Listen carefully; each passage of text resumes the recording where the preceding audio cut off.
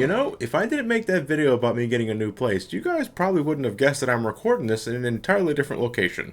Either way, 2 videos left. 2, I'm putting 4 fingers up. 2 videos left, and our adventures once again focus on Big Boss. Peace Walker was announced around the same time as Revengeance. We were getting a double dose of MGS action. After Guns of the Patriots, which wrapped up the whole damn series, I'm shocked they even bothered telling another story around the former Snake. At least Revengeance was set after MGS 4, so it can go in any direction it wanted, leaving us curious of the result. But in a game set in the 1970s, we know how things are going to work out for the boss. We know he and Zero split pathways because of personal differences. We know Big Boss will make his outer heaven. What else do we need to know? I doubt it's any more fillerific than Portable Ops, the other PSP entry. However, Peace Walker wouldn't exclusively remain a PSP title for long. It got the HD treatment like MGS2 and MGS3, and that's the version I'm going to be looking at for this review because I really don't feel like bitching about handheld camera controls for a third time in this marathon. Hideo Kojima is back in the director's chair for this, so I imagine expectations for Peace Walker were a little higher than Portable Ops. So without further ado, let's dive into Peace Walker and see the continuing adventure of Big Boss.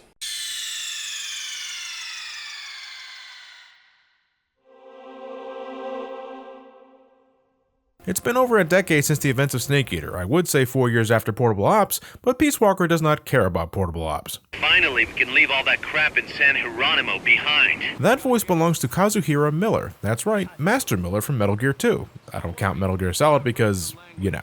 Miller is just one of the handful of new recruits belonging to Snake's new mercenary unit, the Militaires Sans Frontières, or the MSF. I thought there'd be more emphasis on the introduction of Master Miller. I know he doesn't mean a whole lot in the bigger picture, but really he's just here. And how he met and joined Snake is explained away in an optional codec conversation. You know what I think? Miller should have been in the role of Roy Campbell in Portable Ops. It just makes more sense for me. It would also explain how he knew about San Geronimo in the first place. Snake lives day to day recruiting more soldiers for his unit and showing them what it means to become a great soldier. The office is not much more than a glorified lemonade stand, but if Snake's motorcycle is anything to go by, the equipment must be pretty good. 2 people soon show up and request Snake's services. One, a professor named Ramon Galvez, and his young student Paz Ortega, who wish for nothing but peace in their homeland of Costa Rica. They believe an army, with the financial backing of the CIA, is occupying parts of the land to develop weapons. Costa Ricans can't drive them off because they have no army to defend themselves with, so Snake's mercenaries are the next best thing. In exchange for their assistance, Ramon would give Snake and Miller a new base of operations. Snake, however, is quick to doubt Ramon's intentions, like what the hell's a professor doing with a desolate military base.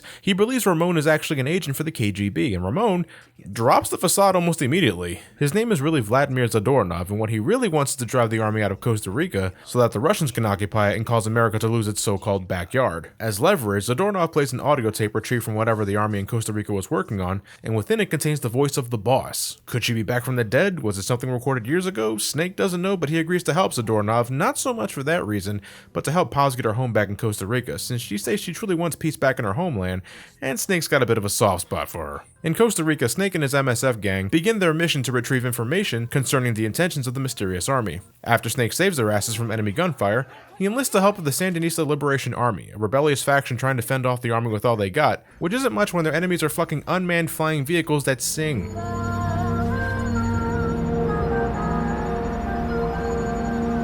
Within this rebellious group is Amanda Libre, the leader of the SLA looking to gain the respect of her comrades, and Chico, a young man who loves talking about mythical monsters, which is all cute and childlike until we get to the part where we learn that he was responsible for the SLA getting attacked by the mysterious army after he gave up their location when he was captured and cruelly tortured. War is hell. Snake believes that nuclear weapons are at play here, and when Chico points Snake to a shipment route leading to a research facility inside some mountains, his suspicions are confirmed true. Inside the base is an agent for the CIA, Hot Coldman. Hot Coldman. You know, I'm betting that's not even a code name, that's probably his actual fucking name. His goal is to use a new tank with advanced AI called Peace Walker to launch a nuclear weapon at Cuba as a means to be the ultimate nuclear deterrent. He believes that if nuclear retaliation were left in the hands of an AI, no human military would dare oppose it because of the lack of human emotion or response in Peace Walker. Basically, he wants to use Peace Walker to intimidate the shit out of everyone with nuclear capabilities so that no country ever uses nukes again.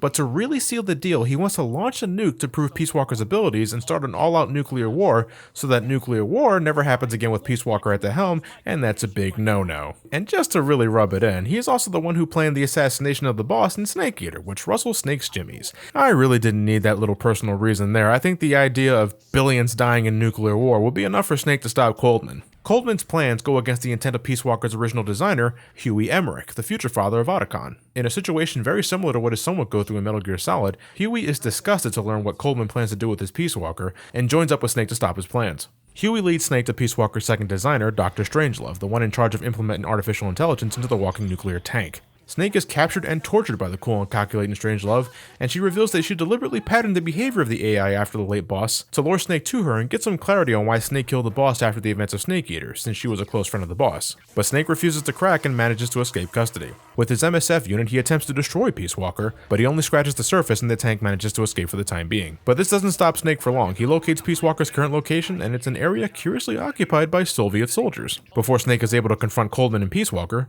Vladimir shows up and intends to take Peace Walker for the Soviet Union, but the MSF shows up in the nick of time to stop Vladimir, giving Snake the opportunity to take on Peace Walker. The tank is incapacitated after a longer than necessary battle. Vladimir is captured by the MSF, and Coldman is mortally wounded in the aftermath. But before he dies, he inputs Peace Walker's data uplink, making the United States believe that they're being attacked by the Soviet Union with nuclear strikes. Snake frantically tries to convince the higher-ups that the information is false, but some of the suits refuse to believe it, and nuclear war seems imminent. Suddenly, the AI of the Peace Walker, which is essentially the boss at this point, activates and with its final ounce of strength, drowns itself to terminate the data uplink feeding the United States the false info. Peace Walker is destroyed, and the day is saved, or so we think. Back at the MSF mother base, Vladimir is seen escaping custody multiple times, making Snake and Miller believe that someone from the inside is helping him out. Snake kills Vladimir after he attempts to rocket punch him to death, and the mole is revealed. Turns out, that person is Paz, or Pacifica Ocean, an agent of Cypher, a unit belonging to Major Zero. The Patriots, they're basically the Patriots. I don't know why the name Cypher was used, if the Patriots was already an established thing in this timeline. Paz continuously helps Vladimir escape as a means to distract the MSF, so that she can hijack and take control of Metal Gear Zeke, the Metal Gear Huey began creating for the MSF to act as a nuclear deterrent in foreign affairs. It's treated like the first Metal Gear ever created, and if you're wondering what about the Metal Gear and Portable Ops,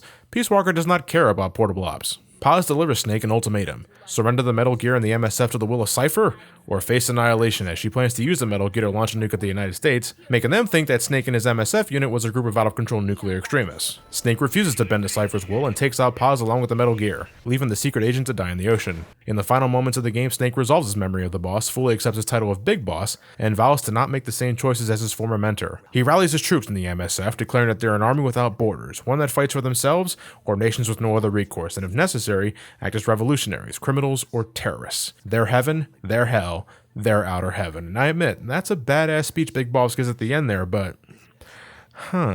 Peace Walker's storyline is about as simple as Snake Eaters. Clear-cut heroes, clear-cut villains. It's easy to grasp at a cost. I would have liked more character development. Peace Walker gives us Miller, Paz, Vladimir, Amanda, Chico, Huey. There's even a girl I didn't bother mentioning in the plot synopsis called Cecile, who, as far as I'm aware, adds nothing to anything. She can make bird noises, that much I remember. A lot of development in any sense is left to optional codec conversations. In Snake Eater, I didn't mind this so much because I was interested in Snake the most. Yeah, I would have liked more development of the Fox unit, but I was happy enough with Snake's journey. But now that we know what we need to know about him, the door's open for everyone else, and I feel we don't get enough of it without having to watch static screens and audio tapes. It's very sterile and not at all organic. Not to say there isn't any gold in these audio tapes, it's the only way to learn that Big Boss, the leader of Outer Heaven, the greatest mercenary of the 20th century, and the biggest badass in the Metal Gear franchise, believes in Santa Claus. Snake, how much do you know about the U.S. Homeland Air Defense Network? I don't know much about what goes on up in the sky.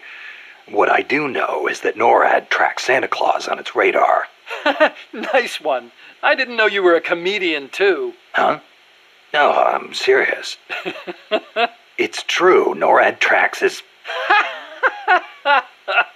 Listen to me. Every December they set up a hotline and... Okay, I get it. He's real, I tell ya. He used to bring me presents and... This means Metal Gear Solid is canon now, right? The Snake-boss dichotomy is very similar to how it was handled in Snake Eater, where the Shagohod-Volgan element was largely overshadowed by how Snake felt about the boss's defection from the United States. They try to do that again here in some fashion, but I don't think it's as powerful as before. The boss is dead, and Snake wanting to find closure on why the boss did what she did in Snake Eater is needless, given that he was told exactly why she chose her path thanks to Eva's debriefing at the end of Snake Eater. They even replay that moment in this story, but now he suddenly doesn't want to believe it, and I'm wondering, why is Snake only harping on that now, 10 years after the fact? Letting the memory of the boss go from his life shouldn't have been the only reason why he became the big boss of Outer Heaven. There's plenty of other elements to contribute to that change, such as Zero's opposition, but the way that was handled here felt very last minute. Peace Walker is two stories here. There's the physical threat of the Peace Walker itself and how Hot Coldman planned on using it to start all-out nuclear war for the sake of future deterrence. It's a slightly different spin on Vogan's plan in Snake Eater. Then there's the other part where Snake wants to find out if whether or not the boss AI inside the Peace Walker is really his former mentor reincarnated in some form or another. When Peace Walker drowns itself as the result of the boss's AI taking control, to Snake it's like he lost the boss a second time, which is tragic. And the end result is even more tragic. Snake views it as the boss betraying her beliefs and everything she taught Snake. With that, Snake begins embracing his big boss title. That was enough for me, even if it was a bit forced, but what felt really forced was the inclusion of Cypher at the last minute. Just for the sake of continuity, Peace Walker had to remind us that Zero's Patriots are a thing and that they will become a bigger thing in the future. Paz and the concept of Cypher accomplished nothing but inform us on shit we already know. We spent half of Sons of Liberty and the entirety of Guns of the Patriots all over that. This is just beating us over the head with it. Peace Walker would have been fine enough without this bit. It would have been fine as a different chapter of Big Boss that didn't have to worry about how it fit within the Metal Gear chronology at the last minute. Guns of the Patriots already told us everything we needed to know. The last chapter of this game just wasn't needed because even in gameplay, it's a repetitive mess. Peace Walker's gone, the threat's over, but we still need to linger on a bit here. Vladimir escapes the MSF for a bit, so you have to hunt him down. You capture him again, you play a few extra side missions, then he goes missing again. You repeat this 5 more times until the final battle with Metal Gear Zeke is activated, but that's only if your mother base is at a certain level and if you got the required parts for your personal Metal Gear. Getting those requires grinding previous boss fights and making sure you don't destroy the parts you need when you take the vehicles apart. The final chapter of Peace Walker is just a sluggish, grind-happy plod that didn't know how to end, unfortunately. The Metal Gear battle is great, but getting there wasn't fun. They brought the animatic style of cutscenes back from Portable Ops, a choice I welcome with open arms. Even in the HD edition, they look great. Everyone's visually identifiable without looking like they got dragged in mud and shrapnel. Some cutscenes are even interactive now, usually serving nothing more than just getting you involved. Nothing happens if you fuck up. I guess the game just wanted to make sure that you were paying attention. Now avoid those missiles, survive that torture, and locate Hideo Kojima in a truck and recruit him to your base. And I didn't make that last one up, by the way. In-game, in the HD edition at the very least, everything runs in a smooth 60 frames per second, so it all looks good, but you can tell this was originally a PSP game when you notice how Snake's mug never demonstrates any emotional range in real time. When I'm running away from a giant mech, I'm fucking panicking, gritting my teeth at least, but Big Boss, with his non-moving face, looks so bored. I can laugh at this, but it looks so goofy. Peace Walker treads familiar territory and plot, and in gameplay it's a bit of the same case, but you know, after heading into the Acid series, I'm just glad to be back to a style of stealth gameplay I'm familiar with. Moving where I want, when I want, shooting when I damn well want to, slamming fuckers down with CQC, and now I can execute that multiple times when encountering a large group, and crawling when I... Huh? Hold the phone, I can't crawl anymore? I just lie on the floor until I'm ready to get back up. I see a crawl space here. I know the objective lies on the other side, but now I gotta go the long way around because I suddenly can't crawl anymore. What the fuck is with this sudden omission? The crouch walk is good enough, but what about the extra reassurance, or when I'm using a sniper rifle for maximum precision? This is a baffling exclusion. I mean, I'll live, but I don't understand why it was taken out. I wouldn't recommend jumping into the series with Peace Walker for story reasons, but if you only care about the game, Peace Walker is very beginner friendly. There's a great tutorial at the start of the game. You feel like you're in a military drill with this guy screaming his ass off about controller inputs, but damn it, it's effective for telling you how things work. Peace Walker is basically a continuation of the Portable Ops formula. This game X doesn't exist. We have mission-based gameplay that for the most part never prolongs its welcome, the ability to recruit soldiers to strengthen your mother base and upgrade your arsenal of weapons and tactical gear, and a shitload of extra missions to fill out the time. We've gone from tactical espionage action to tactical espionage operations, because micromanaging the mother base is just as important as guiding Snake through the next level. It's vital that you recruit as many men and women that you can, because the more shit you have, the easier the game will get, and thankfully, this is one area I'm very happy they improved over from Portable Ops. Whew, back then you had to knock soldiers out and drag their asses back to the truck. It was slow and uninteresting, but Peace Walker fixes this with the Fulton recovery system. You want to recruit someone, you knock their ass out, equip the Fulton recovery, and watch as you strap them in for a wild balloon ride back to Mother Base, even indoors. I'm assuming every building here has a sunroof I can't see. It's so much faster, encourages non-lethal tactics because it's so simple to recruit soldiers now, and leaves you with less problems now that they're out of the playing field. If I could do this to bosses, I'd be so happy. All of them in Peace Walker are unmanned vehicles like giant tanks or giant flying vehicles. If I squinted my eyes, I would think I was playing Revengeance with how nimble some of these machines move, but we're back to the more down-to-earth tone of Metal Gear Solid, where Snake can't rely on the over-the-top tricks to... Bravo! Great job! Or he can just hold up a giant fucking tank to avoid getting crushed. Okay, look, I know Big Boss is hailed as a legendary soldier of the 20th century, but he ain't fucking Superman, people. I'm torn about the boss fights because on one hand they're climatic, intense, and generally fun. On the other hand, they can take an unhealthy amount of time to finish off. Your inventory isn't as limited as it was in Portable Ops, and you never have to worry about running out of ammunition to prepare for future missions since there's more ammo here than grains of sand in the Sahara. It's much easier to raid the pockets of soldiers. When you put them down or hold them up, you can give them a quick pat down and take whatever they got. It's way better than how it was handled previously, where you had to pick up their limp body and let them go and hope something fell off. Regular missions are so bite-sized that you need to be a gun-toting maniac to even come close to running out of bullets. In boss fights though, you need to be more careful as you can't procure more ammunition during the battle. If you run out, you need to use a supply marker to call on a chopper and send you more stuff, but you only have a limited amount of supply markers. If you run out of those, you have to exit the mission and start over. This became a pain in the ass during the titular Peace Walker battle. A cool fight, but it takes so long, and I realized in hindsight, I shouldn't have been wearing the sneaking suit since it limits my ammo in exchange for better sneaking abilities, but this son of a bitch takes so much punishment. Somehow, some way, I managed to win the battle on my first try with C4 after expending everything else, and this was around 35 minutes into the fight. Upgrade and develop those rocket launchers when you can because it'll save you so much time the more options you have. GMP or gross military product are the points you accumulate when you finish an objective, you recruit more soldiers, or level up the ones you already have by adding them to your combat unit. GMP can also be earned using the Outer Ops feature where you send members of your base to battles in different countries, but I didn't find much pizzazz in this. You just watch icons duke it out as if you're playing an old-fashioned text adventure on whatever older system I can think of. Vehicles like armored tanks and hinds can be commandeered for these missions if you manage to take out the pilots controlling them non-lethally, and later on you can even make your own Metal Gear for these kind of operations. It requires a bit of grinding and extra missions though, so it may get a little tiring. You can make things easier for yourself by playing Peace Walker with friends. Yes, there are some multiplayer options in this game, and unlike Portable Ops, I was able to actually play some missions with some good chums of mine. Shoutouts to the Calamity Crew for joining me in some Peace Walker action. It made some extra missions like optional tank battles and the other mechanical boss fights so much fucking easier. It was a good time. We moved around in box tanks, got extensive training in CPR, roasted some rations in the box and everything, went all Power Rangers in our choice of clothing, watched a haystack murder someone, and decided to take on a Monster Hunter dragon in some stylish tuxedos. Yes, I said Monster Hunter dragons. There are a handful of missions where Snake and his men can battle mythical creatures from the Monster Hunter franchise, including an organic, breathing version of Metal Gear Rex from MGS1. Alright, I think I found the most bizarre moment in the franchise with Big Boss talking to this cat from Monster Hunter, and he can understand everything he says. Get friends for these because they can take a beating, especially when you have to put them to sleep to get exclusive gear. It takes so many tranquilizers that by the end of the fight, you're basically like... Go to sleep. But they are really cool to fight with friends, you know, when you can actually connect to the fucking server. I get the feeling that a lot of people are playing MGS5 online more than Peace Walker nowadays. But with all the damn connection errors, it might as well have been like a hidden boss fight that we couldn't hope to beat. It feels like everyone was getting in on Peace Walker like it was 2011. I had to reset my PS3 too many times to count, but when it went through though, it was a damn good time. In a time after Guns of the Patriots, Peace Walker is a good entry in the Metal Gear saga. I don't feel any more fulfilled in the chronology with this story. Honestly, it feels a bit on autopilot. Not much different than how I felt about Portable Ops' narrative. But at least Peace Walker is damn good in the gameplay department. It takes Portable Ops and makes it more streamlined with how you recruit and manage your army. Missions are very approachable and easy to get into, and multiplayer is a great time when you have the extra helping hands, and I stress again, it makes Peace Walker much more fun. So please consider getting some friends in on the tactical espionage operations.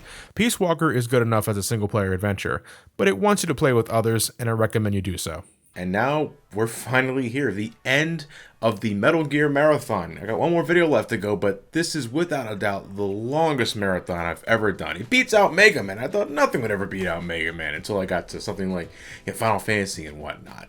Well, I gotta get back to work, because the next time we meet up, this is it. I'm heading into Metal Gear Solid 5, Ground Zeroes, and the Phantom Pain. I'm surprised a lot of people were asking, was I going to cover both or just one or the other? And I was like, No, you have to look at both of them. They're a duology. They belong together. They're like the Sonic 3 and Sonic and Knuckles of the Metal Gear series. So yeah, of course you gotta look at both of them. It wouldn't be complete without so. But more on that next time. With all that said, thank you guys for watching. Have yourselves a fantastic night, and take care.